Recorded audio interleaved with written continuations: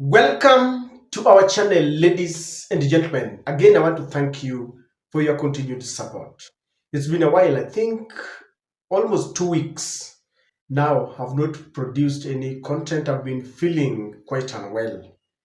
I've been trying to recuperate. I was diagnosed with strong malaria, but now I'm, I'm healed, I'm well, and I thank God.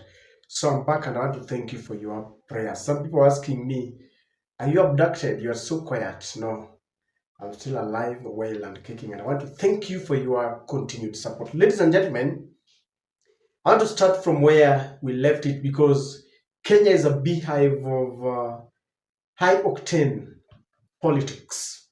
Now, the issue of abduction is haunting William Samoei Ruto, who is the president of Kenya. Many people say the buck stops with him. He is the commander in chief of all the armed forces. Just the other day, he said that he would ensure that they stop abductions, but Kenyans must ensure that they guide their children. Now, today, Ruto suffered another blow when a member of the cabinet decided to call for a press conference to condemn abductions in the country, saying that there is no way the government can claim that they are unaware of who is conducting the abductions. I'm talking of none other than the former Attorney General JB Muturi, who is currently the Cabinet Secretary for Public Service and Human Capital Development, a person who sits with Ruto at the cabinet. Ruto chairs the cabinet and they sit together, they share their thoughts together. And I think push has come to shove and they decided enough is enough. We are not going to massage our president anymore. So he called for a press conference and even reminded Kenyans that while he was the Attorney General, the legal chief advisor of the government, his son was abducted. Days later, the son was released, but the son has not been charged for any wrongdoing. Neither has the government explained why the son was abducted. And is saying that it is now or never. The government must stop abductions or they must explain who is conducting the abductions, and the abductions must stop. Kindly listen to Justin Muturi, but just before you do that, allow me to request you to subscribe to our channel, click the notification bell, share our videos, and like our videos because it goes a long way in promoting our videos. Thank you very much. As you watch, don't forget to like. So, ladies and gentlemen, and dear countrymen, I've been quiet for some time now, and many people have been asking me where the country is heading and where we are, and so I would like to state as follows. I joined the Kenya Kwanza coalition owing to the fact that the principles that they espoused are in tandem with the principles of the party I belong to, namely the Democratic Party of Kenya. Many friends and political colleagues at the time warned me against joining the coalition, but at a personal level, I was persuaded that it would be driven by the ideals and the values that the coalition stated as a hustler nation to do the best for the people of Kenya. One of the things we had accused the past regimes of was the existence of disappearances and extrajudicial killings of Kenyans, and we vowed that we would never, at our watch, condone or allow such. We stated this time and time again in the lead up to the last general election. Today, there has been a number of abductions and in some cases unexplained deaths since the Gen Z revolts of June last year. And it is unfortunate as most of the people being abducted and or killed are our youth, leaving the parents, relatives, and friends, other family members in a state of confusion and loss. I have personally served as my son was abducted and disappeared, and I was not sure whether he was alive or dead, making us anxious and leaving me and my wife and the rest of the family in turmoil. It must be remembered that at that time, I was the serving Attorney General of the Republic of Kenya, and as is well known, a member of the National Security Council as comprised under Article 240 of the Constitution.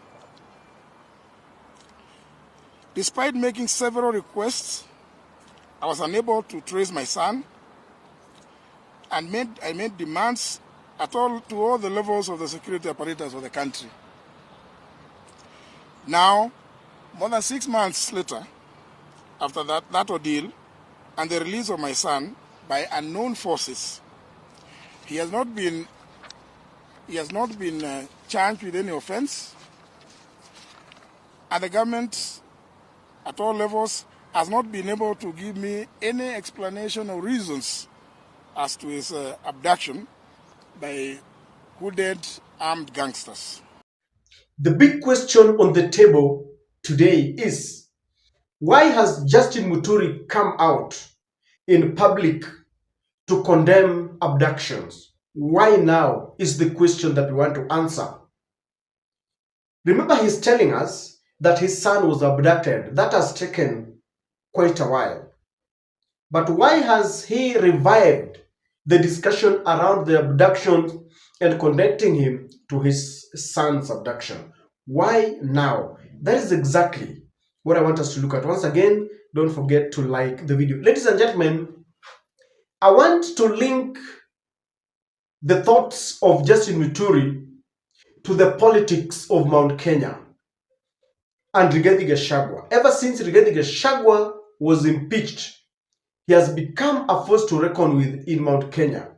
They accused Rigathi Gachagua of trying to play village politics, all because he was trying to unite Mount Kenya. Days after impeachment, Rigathi Gachagua has succeeded in uniting Mount Kenya around him.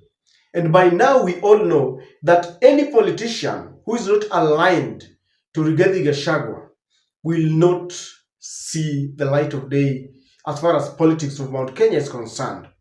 Somebody like Kimani Chungwa will not be re-elected. I stand to be corrected on this, but I believe he will not be elected. So Justin Muturi understands that Mount Kenya has made a U-turn and they are running away from William Ruto. They are rebelling. They don't want UDA. They don't want William Samoei Ruto. Just the other day when he tried to read Ruto's condolence message in Embu, that message was rejected. And that is when he came face to face with the total rebellion, and he realized that people don't like William Ruto. So I think after that, he went on a soul-searching spree. He contacted some of his friends, and he knows very well that William Ruto is unwanted in Mount Kenya. And so for him to resonate well, to play politics that resonates well with Mount Kenya, he has decided to call for this press conference. Because if you are looking at politics beyond 2025 or 2026 in Mount Kenya, then you must align with Rigathi Gachagua. Otherwise, you have signed your political obituary. And I know Justin Muturi is a seasoned politician. He was once a member of parliament, then he was defeated, then Uhuru picked him. And so he has tested the trappings of power, and he knows how sweet power is. Maybe he's planning to run for either as a member of parliament or a senatorial or gubernatorial seat. And for him to do that, he's sending a coded message to Rigathi Gachagua that I'm with you, brother. He's sending a coded message to Mount Kenya that we are together.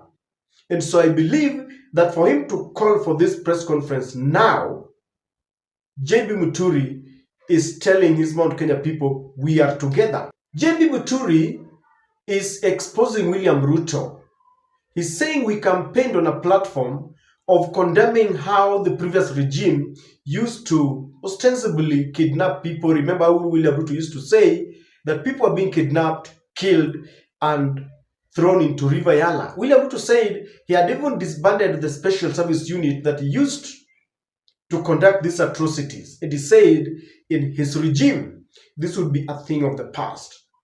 And now Muturi says, I've been very quiet, but now I have to wake up. I have to speak on it because we have reneged on our promises.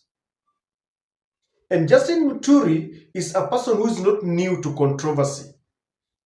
And I want to link this to how he had lamented that as an attorney general, as the attorney general of the Republic of Kenya, no one was listening to him. His pieces of advice were not being listened to. Because I remember the media confronted him with this question, that why is William Ruto being taken to court on a number of policies? Most of his policies are getting to court. And he said, I have tried my best, but no one listens to my pieces of advice. Then when he looks at this and he says, even with that, as an attorney general who was not only the legal advisor to the government, but also a member of the Security Council, his son was abducted. So I think he feels betrayed just like many other Mount Kenya people feel betrayed. And therefore, that's why he's coming up and he wants to expose the dictatorship at the cabinet level. Apart from the anger of the experience that he has gotten ever since he joined William Ruto, being disrespected, being humiliated, he also wants to expose the dictatorship at the cabinet level. He is a member of the cabinet. We expect that whenever there is a problem, they would sit together at the cabinet level and exchange and compare notes. But for him to call for this conference, it means he's not being listened to. This is what Rigathi Gachagua told us, that he was the only man who could look at Ruto in the face and tell Ruto, my friend, things are going haywire. We promised not to demolish houses that belong to hustlers. Now we are doing the same. And he said that is the reason why William Ruto kicked him away. Rigathi told us that the people who remain as members of the cabinet are mere puppets who will always rubber stamp what William Ruto wants. So it seems that the former Attorney General here, JB Muturi, is corroborating those facts. Because why would he call for a press conference when he has a platform? He can always meet William Ruto during cabinet meetings. He can call William Ruto. He wants to expose and corroborate what Rigathi Gachagua said, that there is dictatorship at the cabinet level, no one listens to them. If you ask me, to a larger extent, JB Muturi is daring William Ruto to sack him. Maybe he's tired. He wants to join the bandwagon, because I understand there is a new party in Mount Kenya, either public or secret, but there is a party. And sooner than soonest, Mount Kenya is going to face the real Mount Kenya, that mountain. And they are going to speak one language. So JB Muturi is getting ready. Maybe he does not want to resign. He's daring William Ruto, sack me, so that he can go with that mileage, with that sympathy, that you see another member of Mount Kenya has been sacked. So he could be daring William Ruto. Or he is preparing William Ruto that if things are not right, then he will resign. You see, if he resigns again, then he comes out as this brave man who has decided to abandon the enemy and join his people. So maybe in another press conference he will say, I had pleaded with the government to stop the abductions or explain why this is happening, but they have continued, and therefore I cannot stay in this government where our people are being abducted, and therefore I quit. So he's either daring William Ruto to sack him, or he's preparing to quit. I don't know what to think, but for JB Muturi to expose William Ruto call for a public conference and condemn abductions, it tells you there is some reason behind it. Now, you can be rest assured that this is going to attract the wrath of the people who are around William Samoei Ruto, led by Kimani Chungwa. And I believe before the end of the day, if this news gets to them, Kimani Chungwa and the other group, I believe they're in a chat somewhere. I just need to check because I just got to my desk. I want to check. Kimani Chungwa and the group are going to condemn JB Muturi. And if JB is not careful, Kimani Chungwa is going to remind him that he was part of the Uhuru government when abductions were happening, just like Kimani Chungwa told the governor Natembea that it was part and parcel of the abductions during the previous regime. So this is going to attract severe and very strong sentiments from those who are around William Samoei Ruto. But again, it also shows that there is disunity in the cabinet. Because there is this thing called collective responsibility where you have to align by the decision of the cabinet. If they say abductions are good, then you have to worship that. That is the gospel that you need to preach. If they say William Ruto is good in the midst of all this condemnation and rebellion, then you have to align yourself to that. But for JB Muturi to come out and condemn this in public, there is disunity in Ruto's cabinet, and we might see more of this happening. But Mount Kenya is becoming hostile. William Ruto must just say goodbye to the votes from Mount Kenya. I don't know what you think, ladies and gentlemen, but that is my take.